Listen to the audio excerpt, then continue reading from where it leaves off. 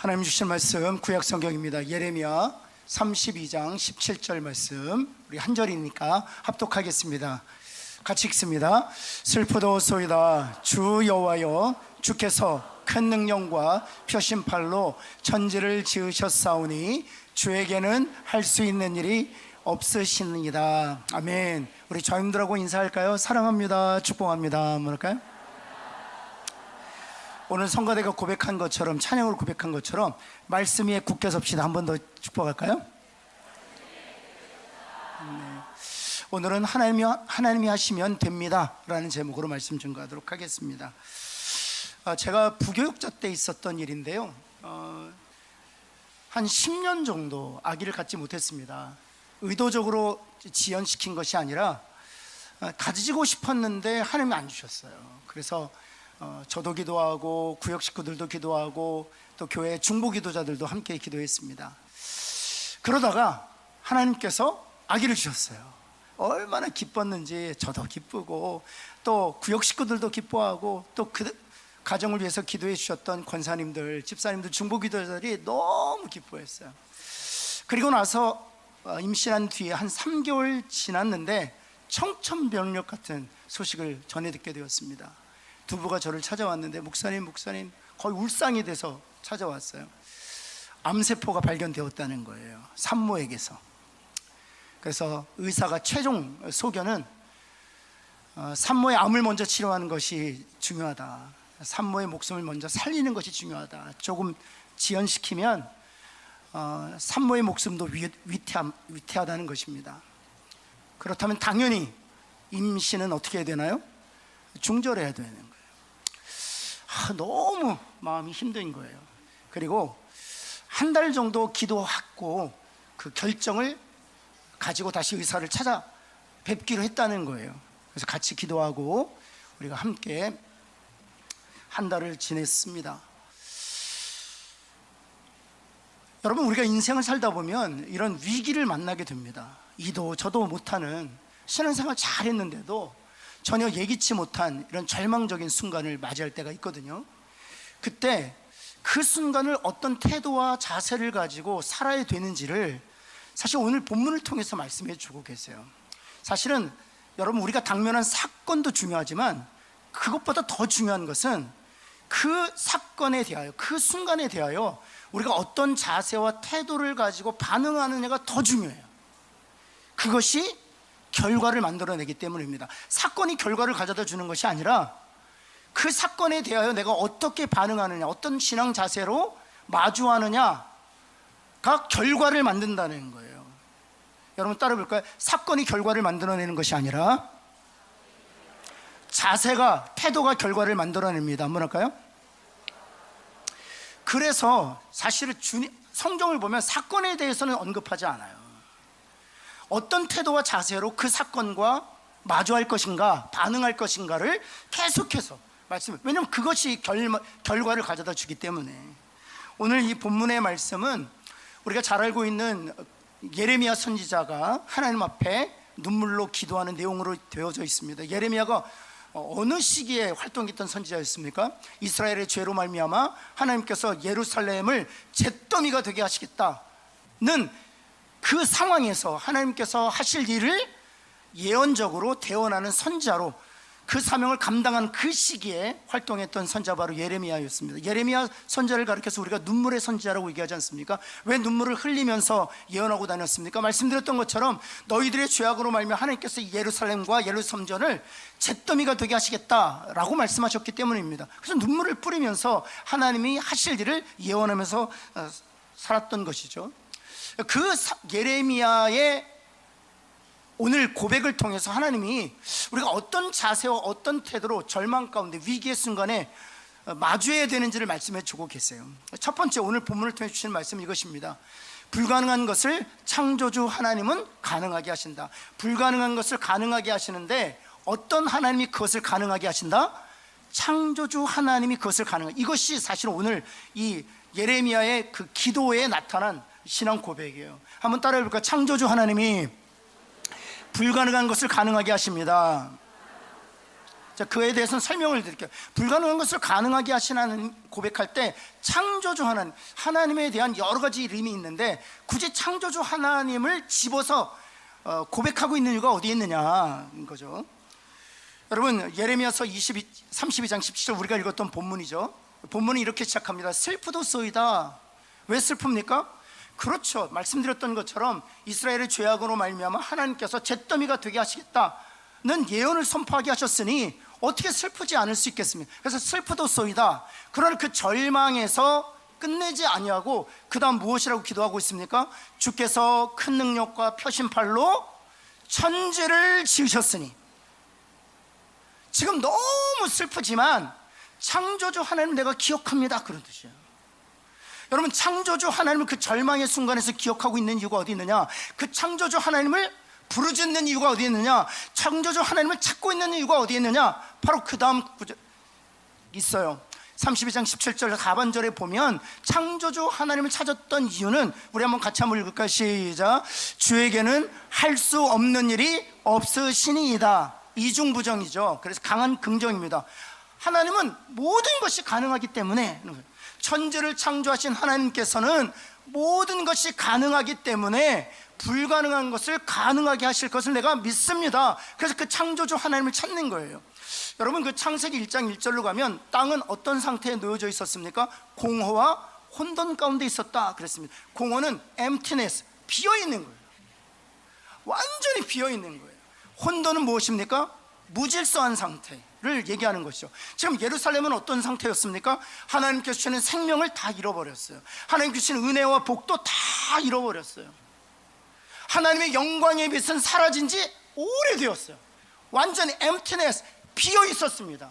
하나님의 성전에도 하나님의 임재는 더 이상 찾아볼 수 없었습니다. 뿐만 아니라 하나님께서 그곳에 계시지 않았기 때문에 무질서한 혼돈의 상태였습니다. 그래서 그 비어있는 상태, 그리고 그 무질서한 상태에서 예레미야가 창조주 하나님, 공허와 혼돈 가운데 빛과 생명으로 충만케 하셨던 그 창조주 하나님을 찾고 있는 거예요. 우리가 인생을 살다 보면은요, 비어있을 때가 있어요.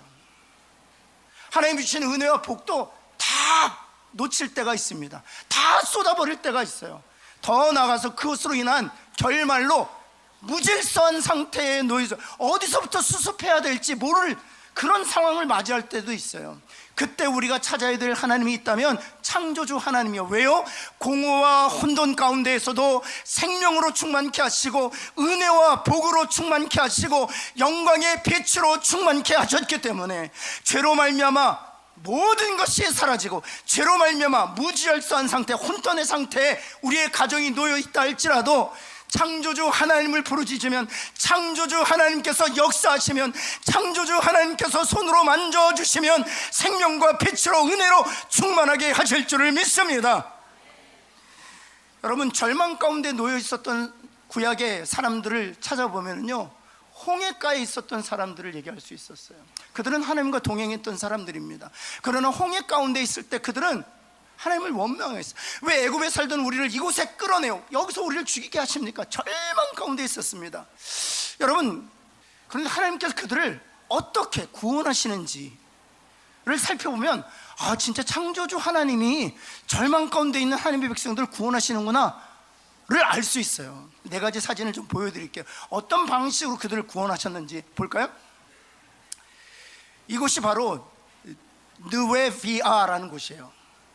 여러분, 선형지 구조로 되어 있죠. 약 200만 명이 이곳에서 장막을 치고 있었습니다. 여기에서 바닷길이 열려서 홍해를 건너게 된 것이죠.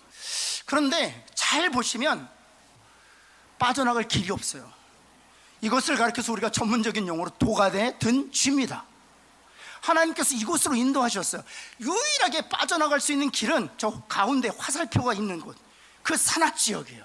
근데 그 지역으로, 그 길로 지금 누가 이스라엘 사람들 잡으러 쫓아오고 있었어요? 애굽 군대가 짰죠. 구름 기둥으로 일단은 막아놓고 계시는 상황이죠. 이곳에 진치고 있다가 홍해가 갈라졌는데, 홍해가 갈라진 방식, 그 다음을 보시면 이렇습니다. 폭이 6km예요. 6km 폭이, 길이가 15km라고 되는, 정확히 15.8km입니다. 한 16km 정도 돼요. 길이가 16km는 감이 잘 안 오시죠?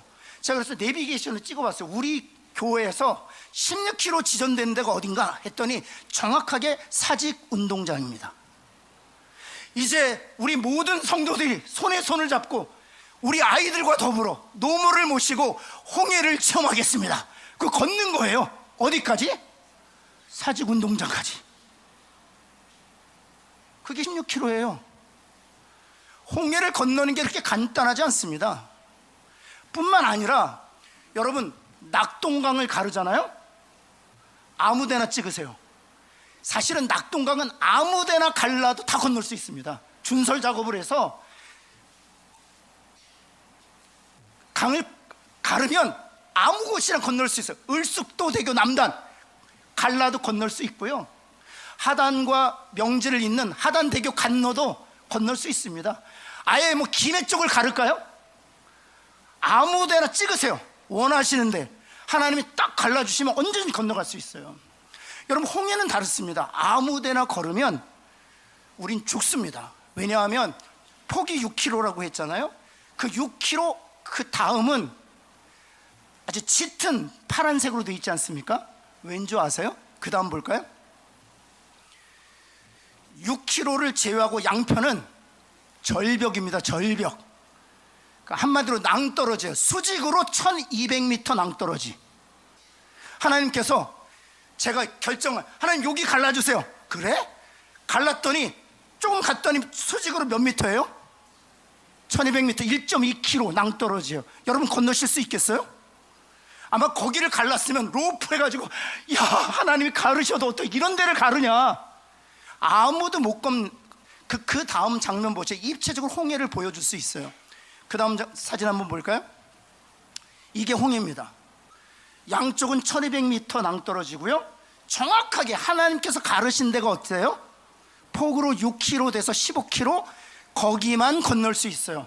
그럼 제가 묻겠습니다. 홍해의 지형지물을 알 수 있는 사람이 누굴까요?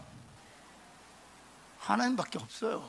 지금은 과학 장비를 동원해서 알 수 있겠지만 그 당시는 어떻게 합니까? 여러분, 똑같아요. 여러분이 마주하고 있는 절망의 상황이 홍해랑 똑같아요. 누가 알고 계세요? 하나님이 알고 계세요. 한치 앞도 우리는 알 수 없지만 천지를 창조하신 하나님께서 다 알고 계세요. 그러기에 하나님께서 저와 여러분을 절망의 구덩이에서 건져내실 줄을 믿습니다. 그래서 사건이 중요한 것이 아니라 태도와 자세가 중요하다고요. 홍해를 만난 사건이 중요하지 않아요. 그 홍해 앞에서 우리가 어떤 태도와 자세를 가지고 하나님 앞에 서느냐가 중요해요. 모세처럼 하나님을 신뢰하고 하나님의 인도하심을 의지할 때 하나님이 정확한 지점에서 정확한 때에 갈라주실 줄을 믿습니다. 여러분, 처녀 마리아에게 하나님이 대뜸 아들이 있으리라 이랬어요. 여러분, 마리아의 입장에서는요, 하나님 저 죽으라고요? 왜냐하면 남자를 알지 못한 이가 임신했을 경우에 율법에 의하면 돌에 맞아 죽임을 당해야만 했습니다.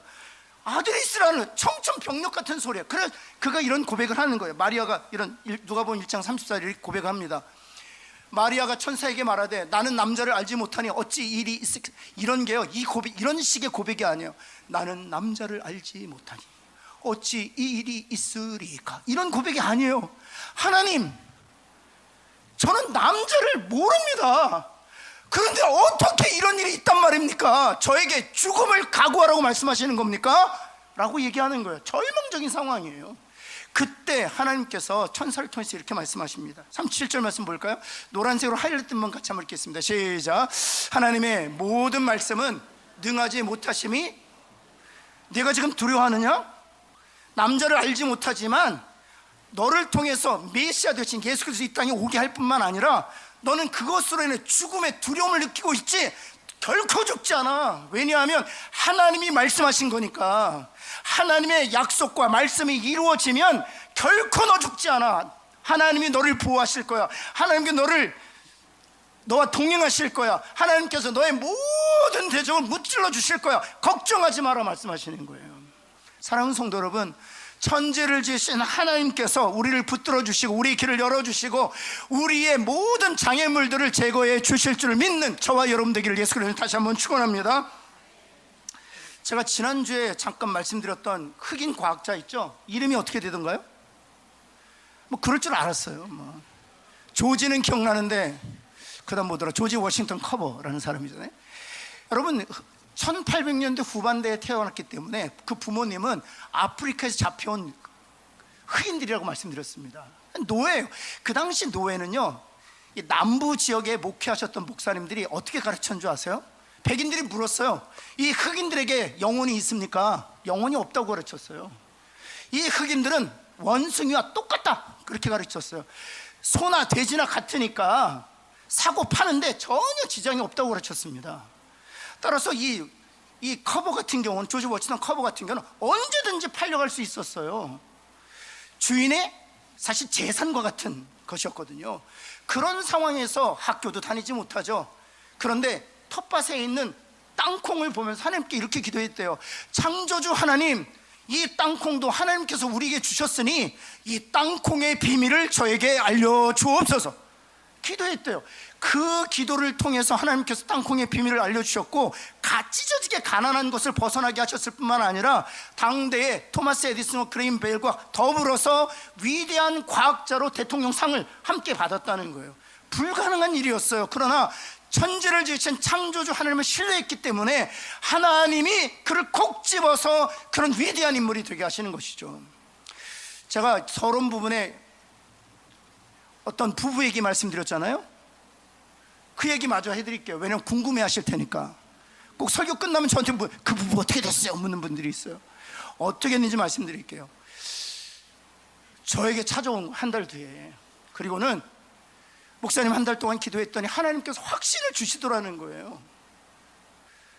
죽으면 죽으리라, 하나님 주신 생명 하나님께 지켜주실 줄 내가 믿습니다. 어미로서 내 생명을 주는 한, 주님이 나를 위해 자신의 생명을 주신 것처럼 나도 우리 아이를 위해서 생명을 주겠다는 거예요.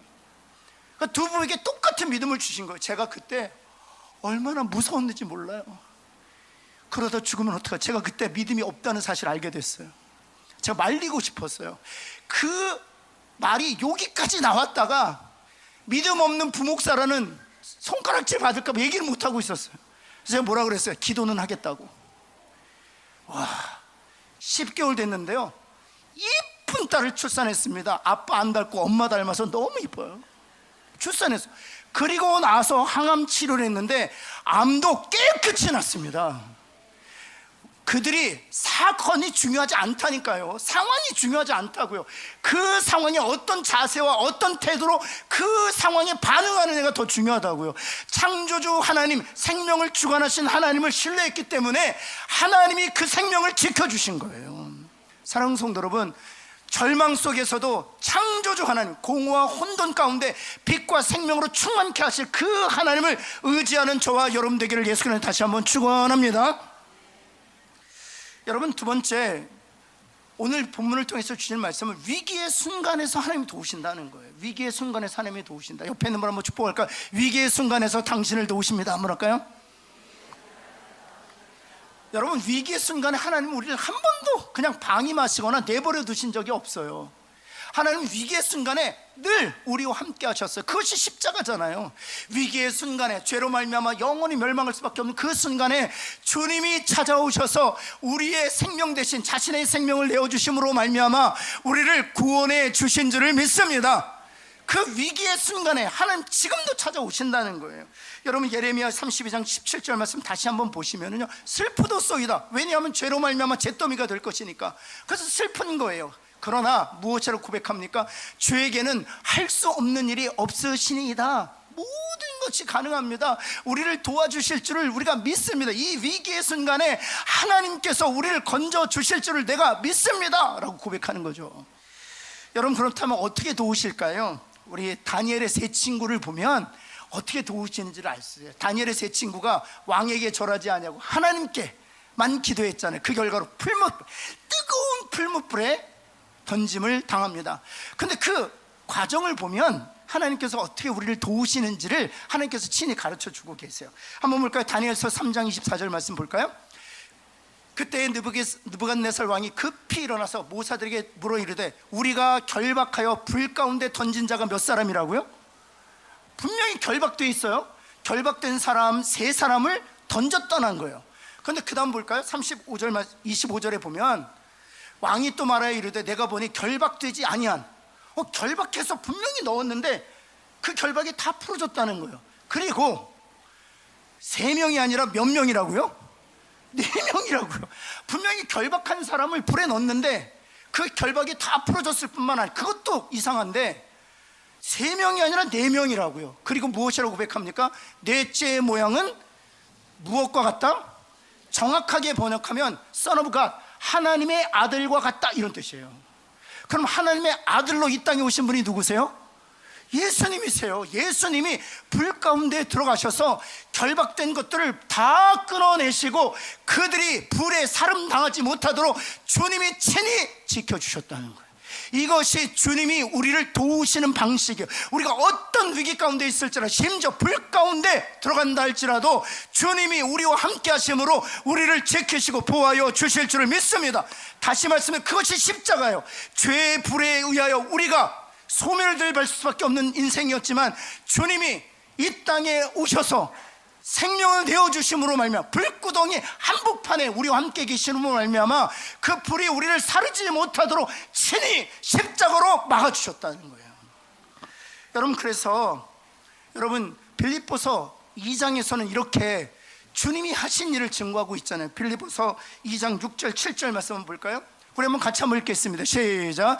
그는 근본 하나님의 본체시나 하나님과 동등됨을 취할 것으로 여기지 아니하시고 오히려 자기를 비워 종의 형체를 가지사 사람들과 같이 되셨고, 8절 어떻게 해서 십자가에 죽기까지 복종하셨다. 하나님과 본체됨을 거부하시고 자기를 비워 사람과 같이 되시고, 사람과 같이 되심으로 십자가에 죽으시면 우리를 모든 불구덩이에서 건져주셨다는 거예요. 오늘 우리 학습받고 세례받는 분들이 있습니다.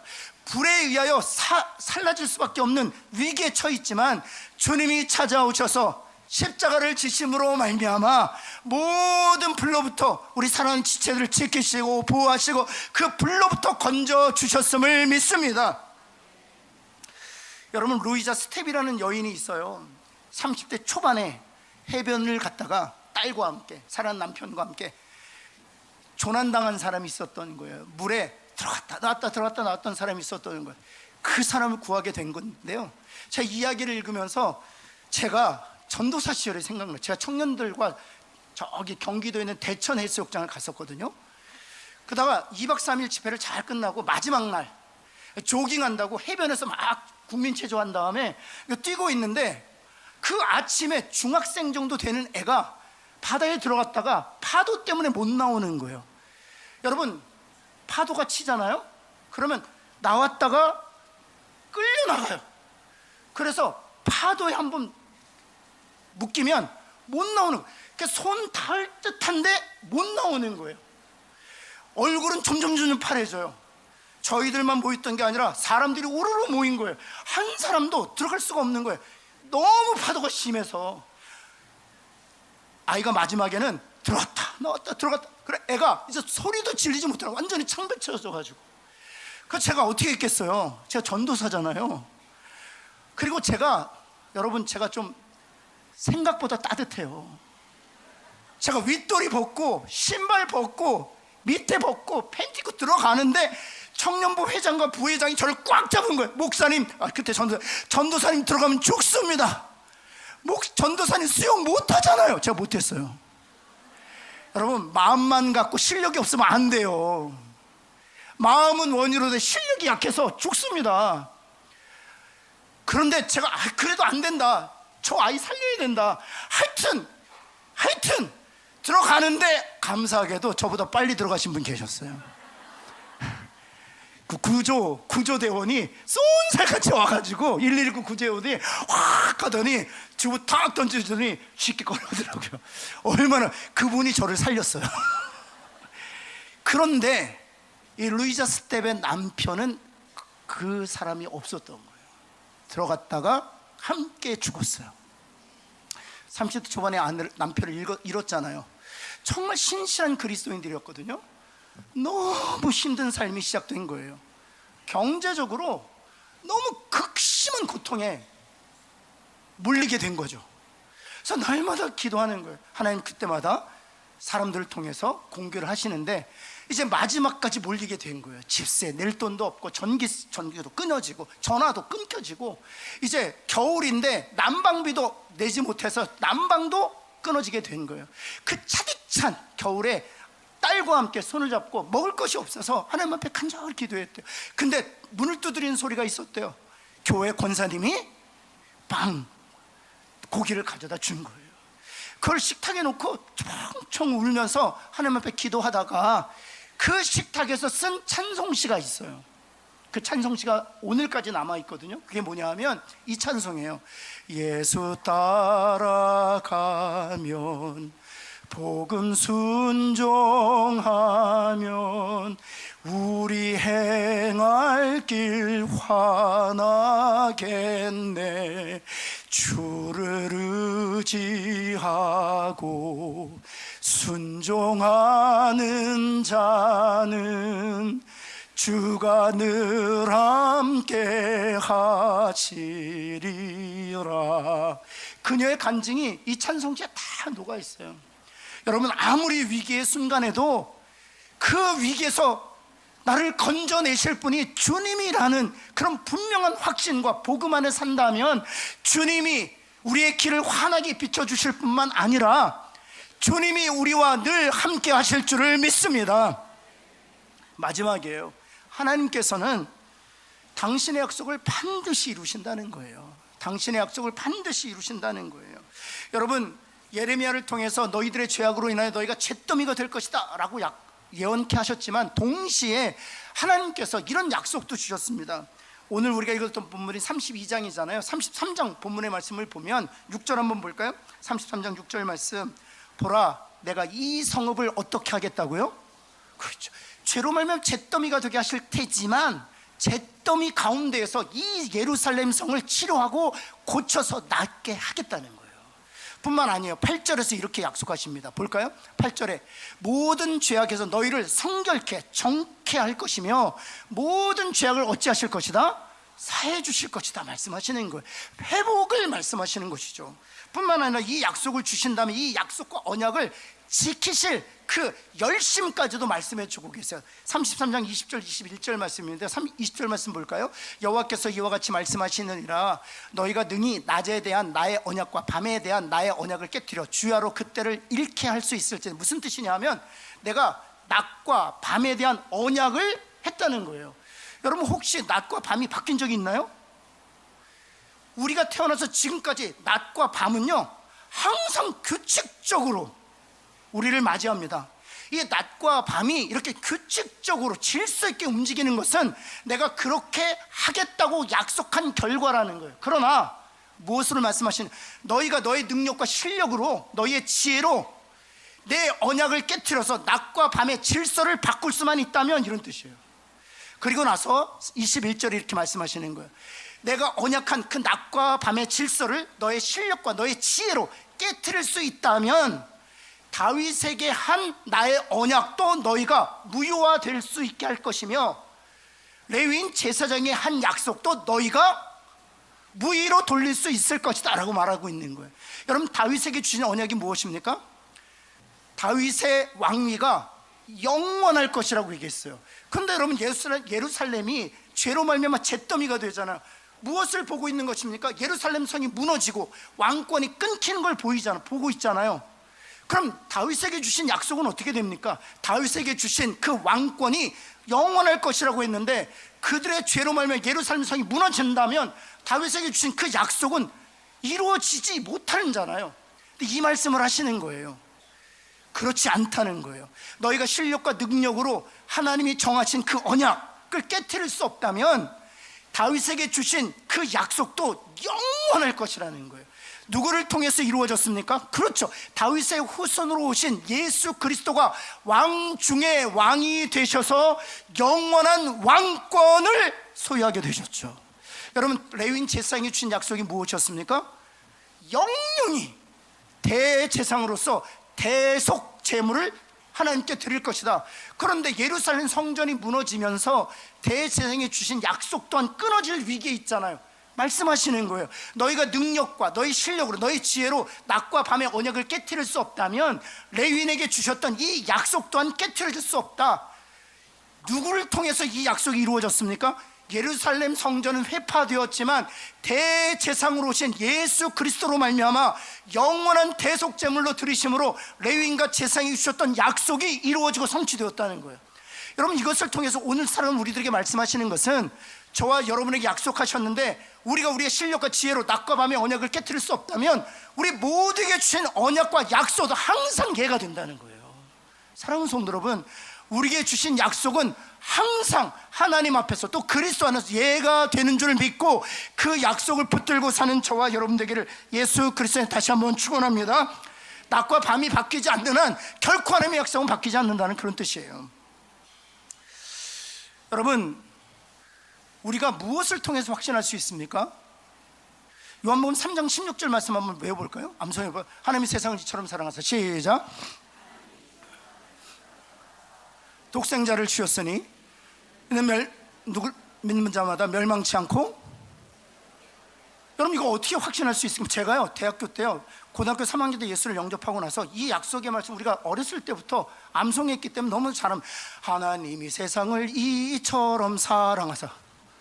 기가 막히지 않습니까? 하나님이 세상을 이처럼 사랑하사 독생자를 주셨으니 누구든지 저를 믿으면 멸망하지 않고 영생을 얻으리로다.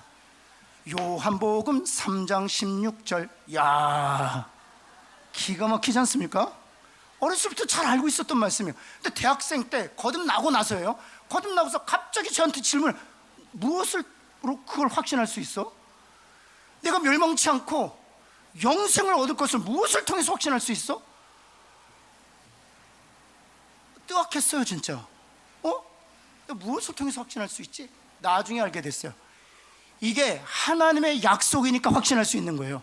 낮과 밤의 질서가 바뀌지 않는 것처럼 하나님의 약속은 결코 변하지 않는다, 그런 거예요. 낮과 밤의 질서가 바뀌지 않는 것은 하나님의 언약으로 말미암은 것이니 낮과 밤의 질서가 바뀌지 않는 한 이 요한복음 3장 16절의 약속도 영원하다, 그런 뜻이에요. 사랑하는 성도 여러분, 하나님이 약속하셨으니 예수를 믿는 자는 멸망치 않고 영생을 얻게 될 줄을 믿습니다. 여러분, 주님이 다시 오신다는 거 우리가 무엇을 통해서 확신할 수 있어요? 우리에게는 근거가 없어요. 우리의 지혜로서는 근거가 없어요. 그러나 주님이 다시 오시겠다고 약속하셨으니 주님이 다시 오실 줄을 믿습니다. 죽은 자가 어떻게 다시 살아납니까? 우리의 지혜로서 어떻게 그것을 이해할 수 있습니까? 불가능해요. 그러나 주님이 약속하셨으니 죽은 자가 다시 살아나게 될 줄을 믿습니다. 똑같은 거예요. 새하늘과 새 땅이 이 땅에 도래할 것은 무엇을 통해서 확신할 수 있습니까? 하나님이 약속하셨으니 처음 하늘과 처음 땅은 없어지고 새하늘과 새 땅이 이 땅에 도래할 줄을 믿습니다. 하나님의 약속은 영원해요. 여러분, 뿐만 아니라 우리의 그 약속을 믿는 우리의 삶에도 동일한 방식으로 일하세요. 요셉 보세요. 여러분, 노예가 되었잖아요. 그리고 죄수로 팔렸잖아요. 그런데 하나님께서 그에게 티네이저로 주셨던 그 약속의 말씀 영원히 지키셨잖아요. 여러분, 그래서 요셉이 후에 그 약속이 다 이루어지고 성취된 이후에 하나님께서 이렇게까지 하시면서 약속을 이루셨다라고 고백하는 장면이 있어요. 창세기 50장 20절 말씀 볼까요? 노란색으로 하이라이트 부분 같이 읽겠습니다. 시작. 하나님은 그것 악을 선으로 바꾸사 이렇게까지 하시면서 약속을 이루셨다는 거예요. 여러분, 여기서 악하면 저는 이 오늘 설교를 준비하기 전까지는 어떤 타자를 생각했어요. 어떤 다른 상황을 생각해요. 그들은 악이니까 하나님의 약속이 내 삶에 이루어지지 못하도록 그들이 하나님의 약속을 막는 장애물이다. 뭐 예를 들면 제 아내가 악이다, 웃자고 하는 얘기예요. 심지어 이럴 수 있지 않습니까? 성도가 내 악이다, 이럴 수 있지 않습니까? 사업 파트너가 내 악이다, 이럴 수 있지 않습니까? 이번에 설교를 준비하는 새롭게 왔어요. 이 악이 하나님의 약속이 이루어지는데 가장 큰 걸림돌은 타자가 아니고요, 나더라고요. 나의 죄악된 모습들, 나의 불신앙적 요소들, 나의 연약함들이 하나님의 약속이 내 삶에 이루어지는 일에 가장 큰 걸림돌이고 가장 큰 장애물이더라고요. 그런데 오늘 이 말씀을 통해서 어떤 확신을 하나님 주셨냐면 그 악도 바꾸신다는 거예요. 사랑하는 성도 여러분, 결코 변하지 않을 것 같은 악한 나도 선으로 바꾸셔서 하나님의 약속을 이루어 가실 줄을 믿습니다. 왜 악한 나를 바꾸시느냐? 하나님의 약속을 하나님이 이루시기 위해서 그 악을 선으로 바꾸어야 하겠기에 하나님이 악한 나를 바꾸신다는 거예요. 대표적으로 바울 보세요. 얼마나 악했어요. 그러나 그 악한 자를 바꾸셔서 선이 되게 하심으로 하나님의 약속을 이루셨잖아요. 마찬가지예요. 악한 우리도 하나님이 바꾸어 주실 줄을 믿습니다. 형편없는 나도 하나님이 바꾸실 줄을 믿습니다. 그래야 결국에는 하나님의 약속을 이루어 가실 줄을 믿습니다.